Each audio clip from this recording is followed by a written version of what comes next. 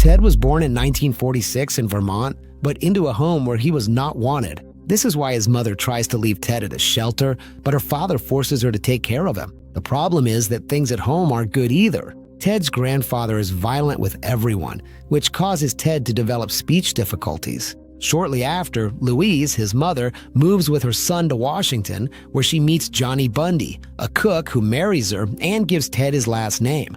Johnny tries to be a good father and give him a normal life, but Ted doesn't fit in. From a young age, he shows a disturbing need for control. He scares other children, tortures animals, and digs traps with hidden stakes with the intention of seeing someone fall into them. Also, when he is little, life deals him a hard blow. He finds his birth certificate, which reveals that no one knows who his father is. A discovery that deeply marks Ted and awakens a resentment towards his mother that will accompany him for the rest of his life.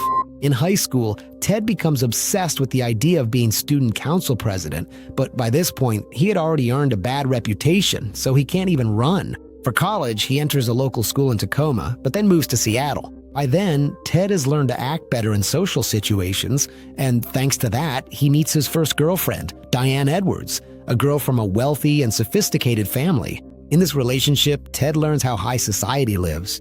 He starts to dress better, acquires a taste for hot cuisine and classical music. He becomes a more charismatic person than before, and in college, he learns enough to consider himself a cultured and eloquent person. But to Ted's misfortune, problems arise quickly. Ted can't maintain the lifestyle of his wealthy girlfriend and soon drops out of his studies, which makes Diane see him as someone without direction and decide to end the relationship. Devastated, Ted drops out of college and spends some time traveling the country. He visits relatives, studies briefly at a university near New York, and above all, tries to escape Diane's rejection and his own feeling of failure. Over time, Bundy decides to change and overcome his lack of direction, so he returns to Seattle and enrolls in psychology. In 1968, Ted enters a bar in Seattle and meets Liz Klopfer, a newly arrived secretary who dreams of starting over and finding love. He, attractive and elegant, asks her to dance, and the chemistry is instant. That night, Liz drinks too much and asks Ted to take her home.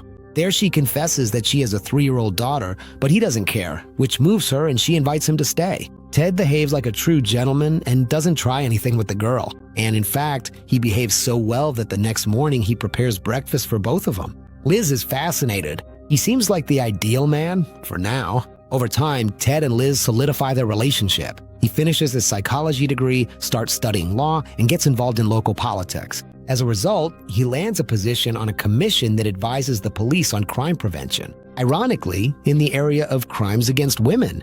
Everything seems to be going well. He even joins the Mormon church, but it's all just a facade. At this point in the story, Ted once again drops out of his studies to surrender to his true and dark passion, beginning the most perverse stage of his life.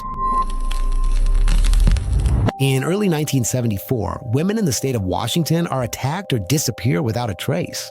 The police find no evidence or clear connection between the cases, only that the victims look similar. At this time, the term serial killer doesn't exist yet, and some investigators even believe it's a satanic cult, but it's nothing like that. In reality, Ted is leading a double life. To everyone, he's a charming law student, but in secret, he unleashes a darkness that not even he understands. An impulse that leads him to kill women in terribly cruel ways. His position on a crime prevention commission allows him to learn how detectives operate and to take advantage of the fact that police precincts don't communicate with each other. This allows him to fragment his crimes. He commits the attack in one county, gets rid of evidence in another, and dumps the body in a different one. So the authorities either don't connect the cases or take a long time to do so. Also, the new interstate highways make it easy for him to travel quickly from urban areas to remote areas where he buries the remains. Meanwhile, Ted maintains his relationship with Liz, who is deeply in love with him even though she doesn't really know him. She and her daughter Molly feel incredibly lucky to have him in their lives because Ted is affectionate, attentive, and very charismatic and sweet with them. And while Liz sometimes notices some strange behavior from him, she doesn't ask questions because she's terrified of losing him. That's why Ted continues his killing spree throughout the states of Washington and Oregon. But why? Why would someone be capable of doing this? Not just doing it, but enjoying it. To find answers, we have to look at his mind, but also where that mind was born, because there must be something in his makeup that makes him different, but the environment is also important. And look, the factors I'm about to tell you are not a 100% exact explanation of why someone might become a serial killer, as every mind is different and we're still learning a lot about it.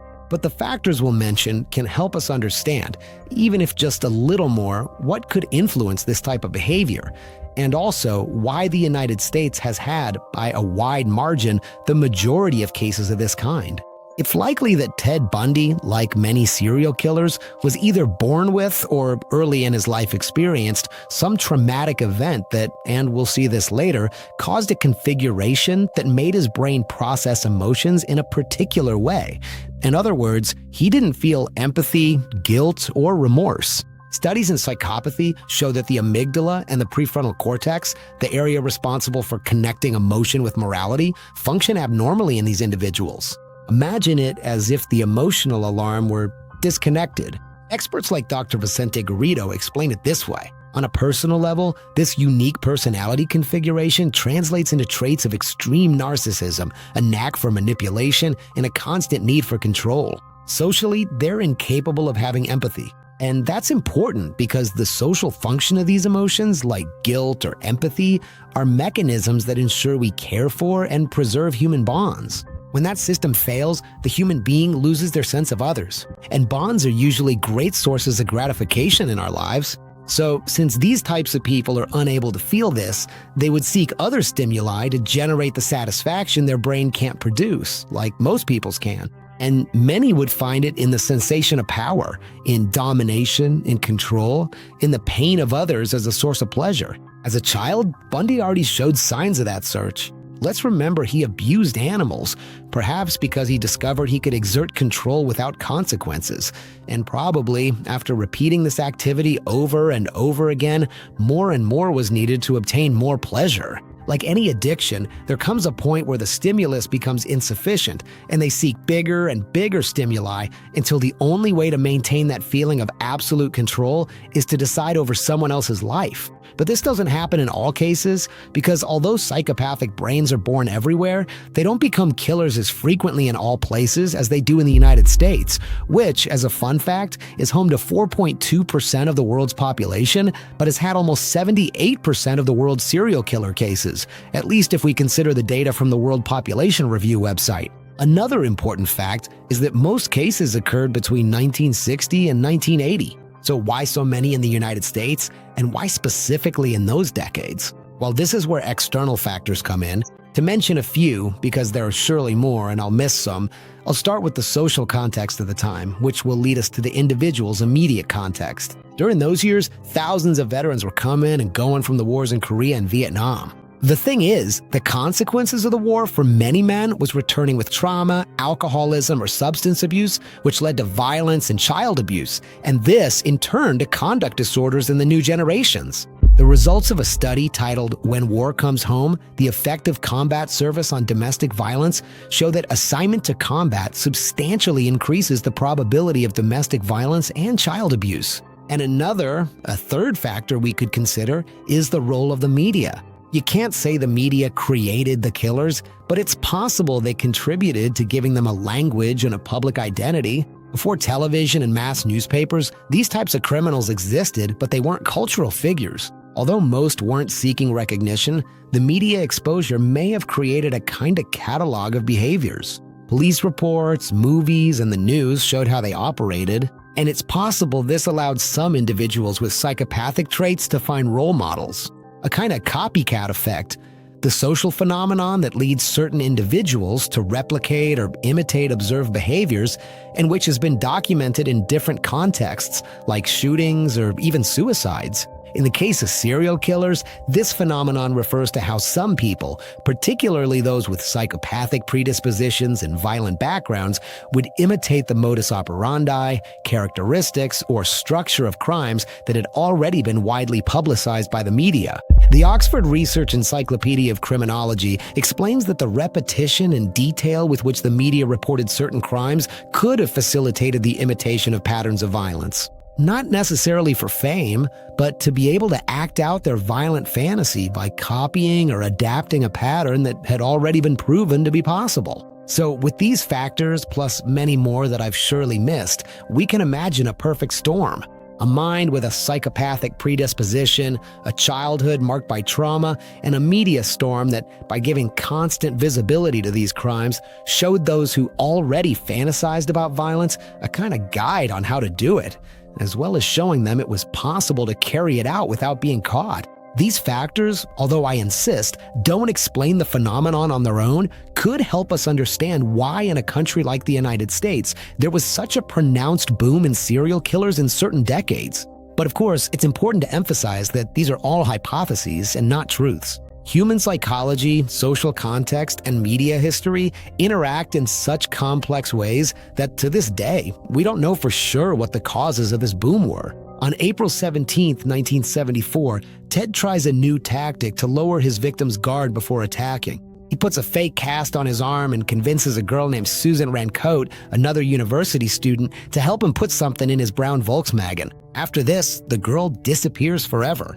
Unlike all the other disappearances, this time there are witnesses. So the police learn about the cast tactic and get a description of his car.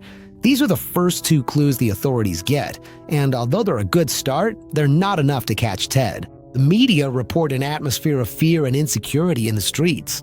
People lock their doors, walk in groups, and the level of trust drops in the states of Washington and Oregon, especially among young women.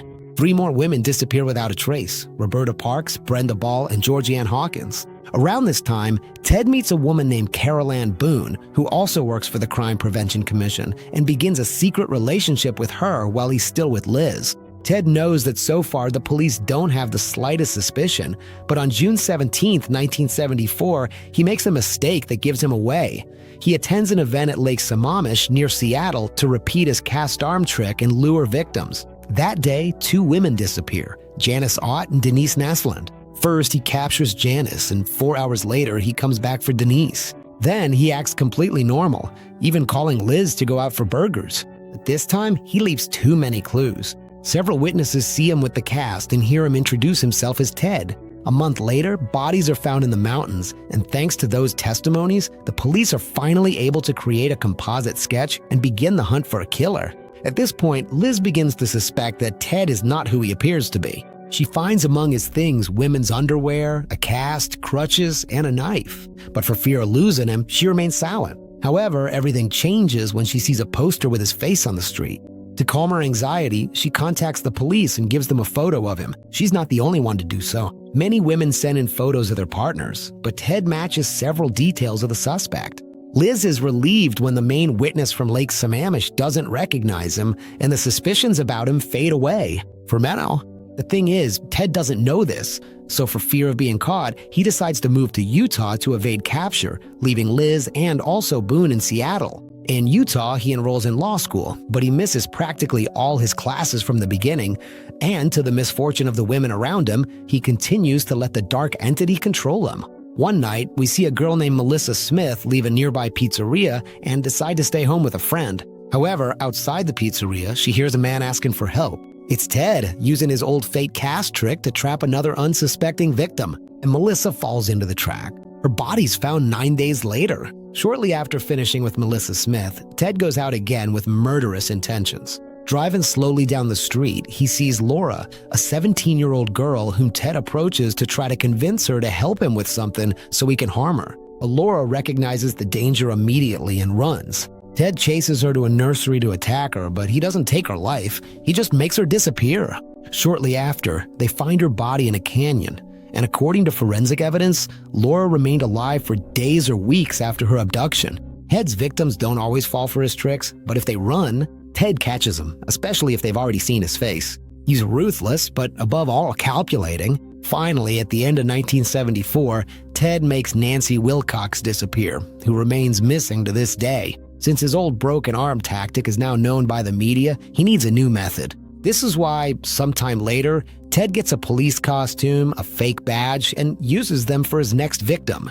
In a shopping mall, he approaches Carol Duranch, an 18-year-old, and tells her they caught someone trying to steal her car, so she must accompany him to the police station. Although she hesitates, Carol trusts his appearance of authority and gets in the car. But she soon notices the deception. Ted's friendly face transforms and he threatens her with a weapon. When he tries to handcuff her, Carol manages to open the door, run away, and ask for help from a passing car. Still with the handcuffs on, she runs to the police station to report what happened.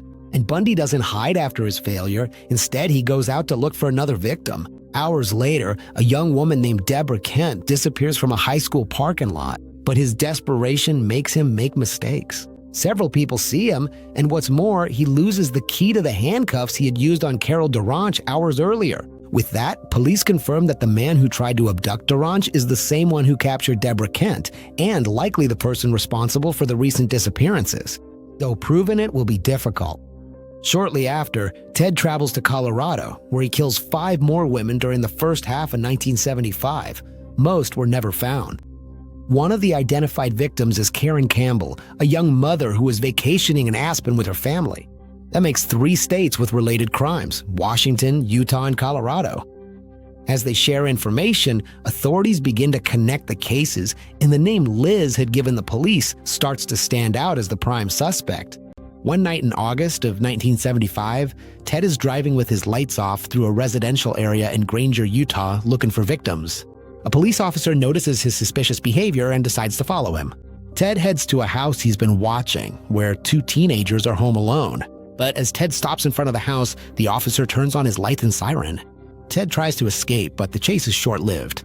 After stopping him, they find a bag with disturbing items: a ski mask, rope, wire, an ice pick, and nylon stockings. The arrest alerts detectives investigating the attempted abduction of Carol Duranche and other disappearances. Although Ted posts bail and is released, the authorities keep a close watch on him, even openly following him whenever he leaves his house. Shortly after, Carol Duranche and witnesses from the Deborah Kent case identify him without hesitation in a police lineup. With that, he is formally charged with kidnapping, and the trial is scheduled for February 23, 1976. Meanwhile, Ted returns to Liz in Seattle and pretends everything is normal. They go out to dinner, they laugh, they adopt a puppy, and they appear to be a happy family. Liz even regrets turning him in. With a solid team of lawyers, his own legal knowledge, and his ability to cover his tracks, Ted is confident he can win the case, especially since a terrified Duranche appears nervous during her testimony. Still, the judge finds Ted guilty only of attempted kidnapping and sentences him to 15 years in the Utah State Prison. Liz is deeply conflicted. She doesn't want to believe her boyfriend is capable of such crimes, but she knows he's in prison because she turned him in.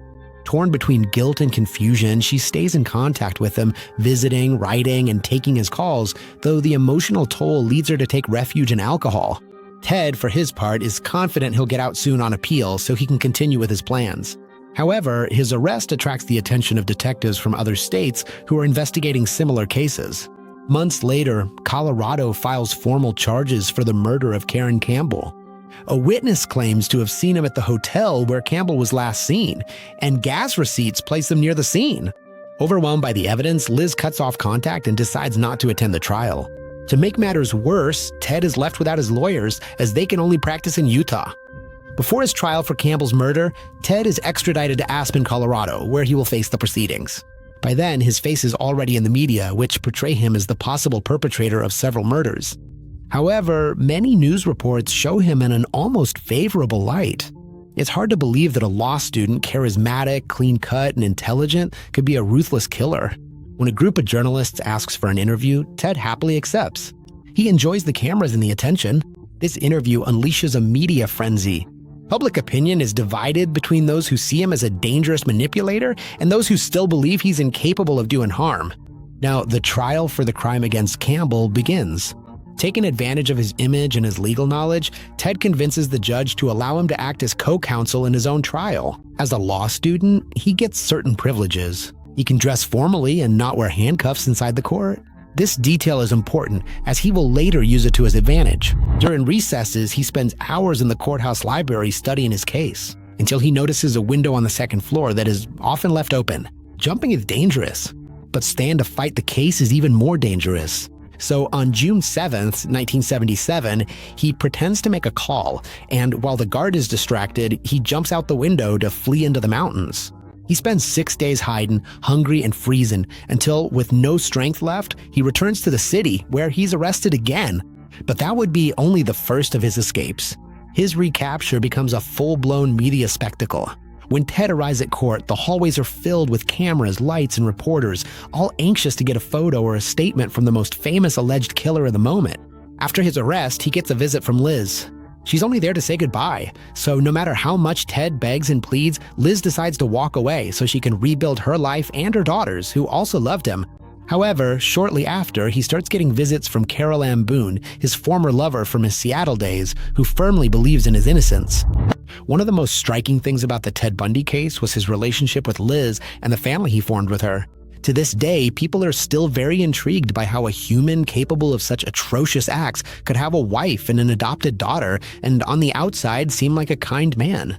And this intrigue, it seems to me, can be summed up with the question, did Ted really love his family? Well, as we've already seen, the minds of psychopaths like Ted are physically incapable of feeling, in the same way, those emotions that connect us so deeply. But before stating flatly that they can't love, it's worth clarifying something important. Psychopathy exists on a spectrum, as Natasha Tracy explains on Healthy Place. The lower a psychopath is on the scale, the more likely they are to develop some kind of love for people like their family members. However, psychopaths on the higher end of the spectrum are much less likely to form deep bonds with others. So if we apply this to Bundy, it seems likely that he was on the higher end of the spectrum. His charisma, his manipulation, his double life, his ability to commit heinous crimes for years and maintain a normal facade, it seems to place him among the classic psychopaths. In other words, those who are high on the spectrum. Therefore, we can conclude that Ted didn't love his family or care about his friends as such. Instead, he only represented that love. He knew which words, gestures, and attitudes to use because he had learned what he was supposed to do, but he didn't feel it with the intensity that an empathetic person does. What Ted could do was desire, need, or possess, but his love was purely instrumental. In that sense, people like Ted don't love people. They love what people do for them. Bundy was probably comforted by the fact that someone admired or needed him, and at the same time, those relationships helped him maintain his facade of a normal man and a family man, which allowed him to go unnoticed and continue with his crimes. In short, it's not that all psychopaths are the same, but Bundy seems to be on the end of the spectrum where loving, as most of us understand it, was no longer possible for him. But getting back to the case, Ted knows that media attention and a new girlfriend won't save him, so he comes up with a plan. Looking around his cell, he notices a space in the ceiling where the light cables run, connecting to the ventilation ducts. And he gets an idea. He starts losing weight to fit through the opening and slowly cuts the metal around the light fixture with a hacksaw, taking advantage of the times when the other inmates are in the shower to cover the noise. Once he finally clears the opening, he explores the ducts to learn the escape route. On December 30th, 1977, while most of the staff is on vacation, Ted puts his plan into action. He climbs through the ceiling, crawls through the ducts, and reaches a guard's office. There, he changes his clothes and, with complete calm, walks out the main door of the jail, securing his freedom. After his escape, Ted travels aimlessly. He takes a bus to Denver, then a plane to Chicago, a train to Michigan, steals a car in Georgia, and finally arrives by train in Tallahassee, Florida on January 8, 1978. There, he rents a room near a university under a false name. Unable to get a job due to a lack of identification, he survives by shoplifting and using stolen credit cards. Meanwhile, Liz is living a nightmare. The police, desperate over Ted's second escape, interrogate her and even threaten to put her in jail if she's hiding something, even though she actually knows nothing. At first, it seems Ted tries to keep a low profile and start over, but it soon becomes clear he can't. In the early hours of January 15th, just a week after arriving in Florida, Ted sneaks into the Chi Omega sorority house, a place near where he's living. He goes up the stairs and enters the rooms of the sleeping young women, brutally attacking them one by one. In total, he attacks 4 women in the Chi Omega house. 2 are left unconscious and severely injured, but the other 2, Margaret Bowman and Lisa Levy, he strangles with a garrote made from pantyhose and does terrible things to their bodies. During these atrocious acts, he leaves very clear bite marks on the skin of one of them, a fact that will be important later in the video. Once he's finished, he tries to flee, but as he's leaving, one of the housemates sees him, still holding the murder weapon. The girl runs upstairs and finds a scene of indescribable horror. It all happens in less than 15 minutes. The Ted isn't finished yet. After escaping the Chi Omega house, Ted walks a few blocks and breaks into the apartment of another young woman named Cheryl Thomas, whom he brutally attacks, fracturing her jaw and shattering her skull in 5 different places. The young woman survives but is unable to identify Ted. This night becomes one of the most bloodthirsty of Bundy's life. The next morning, the news scandalizes the entire nation. The police aren't sure the perpetrator is Ted, but they strongly suspect it, given that he's still a fugitive and the girls who were attacked fit his victim profile. Less than a month later, he drives to Lake City, Florida, and captures a 12-year-old girl, possibly his youngest victim and very likely his last. As his final capture is about to happen, Ted Bundy's second capture once again happens by chance. After killing Kimberly, he steals a car and flees Tallahassee, heading for northern Florida. By this point, he can no longer pay his rent and feels the police are closing in. 3 days later, on February 15, 1978, an officer stopped him for driving without lights. Upon discovering that the vehicle is stolen, Ted tries to attack it and escape, but he's captured. While he is being taken to the police station, the officer has no idea that in the back seat is one of the men most wanted by the FBI. When the police confirm his identity, Ted manages to make a call to Liz. He asks her not to believe the terrible things she'll see on the news the next day. Liz is already rebuilding her life.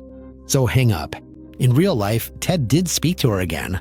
In that call, he confessed to having homicidal impulses for many years. Liz, terrified, went straight to the police to tell them what she had heard. Later, Ted contacts Carol Ann Boone, who moves to Florida to support him during the trial. But this time, there are no escapes or tricks. Sheriff Kenneth of Leon County locks him in the most secure section of the prison, behind 3 padlocks. The preparation for Ted Bundy's trial in Florida becomes international news. His crimes, because of their brutality and disturbing nature, capture the public's attention, especially because they contrast with the image of the accused, a law student with a soft voice and charming appearance. During the trial, Ted takes every opportunity to attract cameras and maintain media interest. He publicly denies Sheriff Kenneth's accusation and even allows himself to be professionally photographed while preparing his defense. This time, he is accused of the murders and attempted murders at the Chi Omega sorority house, as well as the murder of the girl Kimberly Leach. One of the stolen credit cards he had when he was arrested links him to the place and time of the girl's disappearance. However, the most important evidence is still missing: his teeth. If prosecutors can prove that the bite marks on one of the victims match his teeth, there will be no way to escape conviction. The problem is that Ted would never cooperate willingly, and if he finds out in advance, he might hurt his face to avoid the comparison. That's why one early morning, Sheriff Getsaris takes him out of his cell, puts him handcuffed in his car, and makes him believe that he will take him to a remote place to eliminate him, just as Ted did with his victims. But he actually takes him to a dental hospital, where the doctors take impressions of dental. And yes, they perfectly match the marks on the body of one of the murdered young women. With that evidence, the state is seeking the death penalty, although it is offering life imprisonment if he confesses, as his lawyers are convincing prosecutors that a trial could be risky due to the enormous media interest that Ted generates.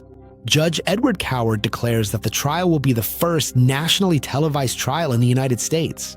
In theory, an impartial jury could still be formed, but in practice, everyone has already heard of Ted Bundy.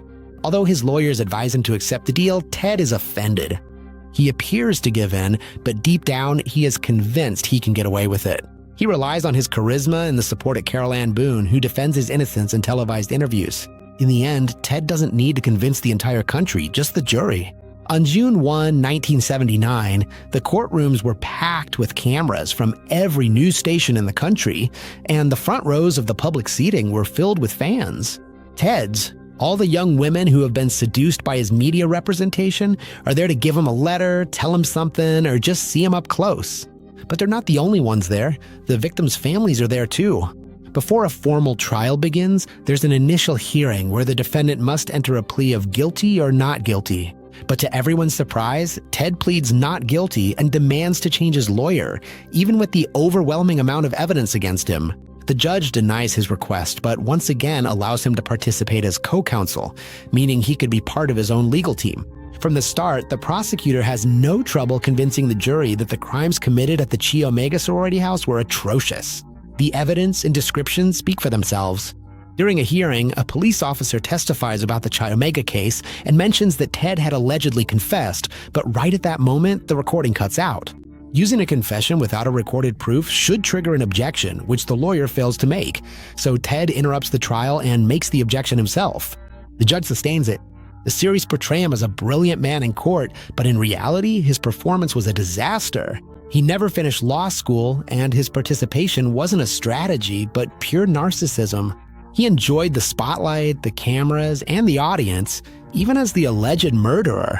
The media inflated his ego, treating him almost like a celebrity and comparing him to a rock star, while his girlfriend, Carol Ann Boone, became his most loyal defender. But all that spectacle only made his situation worse. The trial became more chaotic and harder to win. Ted might have been charming in front of the cameras, but in court, charisma doesn't hold up against the evidence.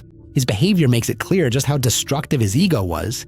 In one hearing, the prosecutor only asks the investigator to confirm the number of victims at the Che Omega house, but when Ted cross-examines him, he insists that he detail every graphic aspect of the crime, horrifying the jury and reinforcing his own guilt. On another occasion, his lawyer, Bob Haggard, manages to completely discredit a witness who claimed to have seen him flee, but Ted ruins the progress by trying to fire him right there in front of the entire court. Fortunately for the world, Ted is found guilty of the murders and attempted murders at the Chi Omega house. And then he faces a second trial, this time for the murder of Kimberly Leach. During this trial, Carol Ann Boone travels to Florida to support him and testify on his behalf. And this is where one of the most surreal moments of the entire case takes place. During the trial, while Carol is on the stand as a defense witness, Ted questions her directly, and in the middle of his questions, he proposes marriage to her in front of the judge and jury. She accepts, and Ted solemnly declares that according to Florida law, that public declaration constitutes a legal marriage. And so Ted Bundy and Carol Ann Boone get married in the middle of the trial, to everyone's disbelief. Once again, the media spectacle overshadows the gravity of his crimes. Ted remains convinced he can manipulate public opinion and win over the jury with his charm, but all he manages to do is make his downfall even greater. After a trial full of errors, absurd and embarrassing moments, the time comes for the jury to deliberate. On July 24th, 1979, Ted Bundy is found guilty on all counts. His mother pleads for mercy before the court, but the judge is firm. The death penalty, and not just one, but 3 death sentences for the murders committed at the Chi Omega house and a third for the murder of the young girl, Kimberly Leach. Liz, like much of the country, follows the trial on television, but for her, it's not morbid curiosity, it's torment. It pains her to see Ted enjoying the fame. Hearing the testimonies, Liz accepts that the man she loved was guilty of so many deaths. The only thing that gives her some comfort is knowing that now, once and for all, this is the end of Ted Bundy. Before closing the trial, the judge offers Ted some final, calm words. "You're a bright young man. You would have been a good lawyer. I would have loved to see you practice. Take care of yourself, Ted. I hold no animosity toward you. I want you to know that, and I want to tell you that I wish you well." And while many dramatizations show Ted with a moved expression, in real life, he showed no sign of shock or remorse. His eyes only showed pride. Ted's execution's delayed for nearly a decade due to appeals and reviews. During his time in a Florida prison, he collaborates with the FBI, providing key insights for modern criminal profiling and helping to capture other killers, which partially inspired the character of Hannibal Lecter. Meanwhile, Carol Ann Boone maintains her faith in him, and they have a daughter, Rose. But the relationship deteriorates due to Ted's demands and manipulations. Still, she stays with him for 6 years. Before his execution, Ted confesses to some crimes without taking full responsibility, which helps to estimate the actual number of victims. Boone, devastated, divorces him shortly after. Still, Ted continues to proclaim his innocence, blaming pornography for his actions until the very end. In any case, Ted's execution is scheduled. Carol Ann Boone is not in the room, nor does she show up at all.